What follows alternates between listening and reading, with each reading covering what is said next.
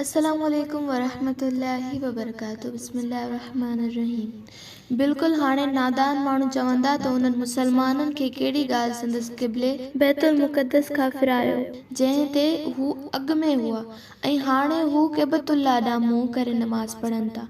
ऐं नबी सल्लल्लाहु अलैहि वसल्लम चयो त मशरिक़ ऐं मग़रिब सभु अल्लाह जा आहिनि ऐं हू जंहिंखे घुरे थो तंहिंखे सिधी वाट ॾेखारे थो।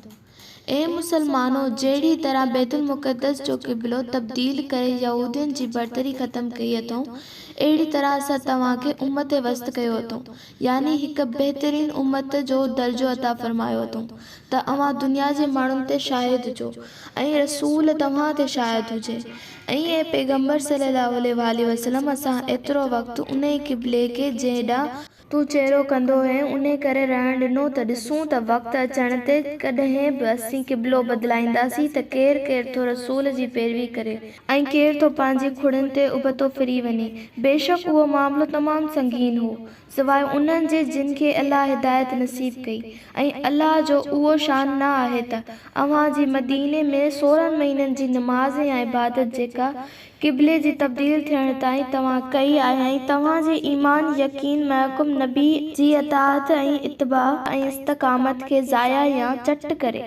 बेशक अल्लाह पंहिंजे बाननि ते तमामु घणो शफ़ीक़, मेहरबान ऐं निहायत रहम करण वारो आहे। ए पैगंबर सल्लल्लाहु अलैहि वसल्लम, बेशक असीं उहो ॾिसी रहिया आहियूं त तूं बार बार पंहिंजो चहिरो क़िबले जी बदिलाइण लाइ आसमान ॾांहुं खणे थो, सो असीं तोखे पंहिंजे पसंदि वारे क़िबले ॾांहुं ज़रूरु फेराईंदासीं। तंहिं करे हाणे पंहिंजो चहिरो मस्जिदुल हराम काबे ॾांहुं कर ऐं तव्हां जिते बि हुजो त नमाज़ लाइ पंहिंजा मुंहं उन तरफ़ काबे ॾांहुं फिरायो। बेशक जिन खे किताब ॾिनो वियो आहे, यानी यहूदी ऐं नसारा, यकीनन ॼाणीनि था त हीउ वाक़ई संदसि रब तरफ़ां हक़ आहे, मगर उन हुजत हूंदे बि हू जो कुझु ज़िद ऐं तअस्सुब करे रहिया आहिनि, अल्लाह उन्हनि खां हरगिज़ गाफ़िल न आहे। ऐं कसम आहे त जिन खे किताब ॾिनो वियो आहे तिन वटि जेकॾहिं तूं समूरियूं निशानियूं या मौजा आणी त बि हू तुंहिंजे क़िबले खे न मञींदा, ऐं न वरी तूं कंहिं बि सूरत में संदसि क़िबले खे मञण वारो आहीं, ऐं न कि हू हिक ॿिए जे क़िबले खे मञण वारा आहिनि। जेकॾहिं तूं पाण वटि इल्मु अचण खां पोइ बि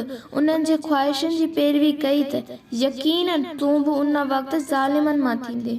हक़ीक़त हीअ आहे त जिन खे असां किताब ॾिनो, यानी अहले किताब जा आलिम, से उन रसूल यानी मुहम्मद सल्लल्लाहु अलैहि वसल्लम खे ईअं सुञाणीनि था जीअं पंहिंजनि पुटनि औलादनि खे सुञाणीनि था। ऐं बेशक उन्हनि मां हिकु टोलो वाक़ई हक़ खे ॼाणे वाणे लिकाए थो। क़िबलो बदिलाइण तुंहिंजे रब तरफ़ां हक़ आहे, तंहिं करे तूं कॾहिं बि शक कंदड़ मां न थी जा।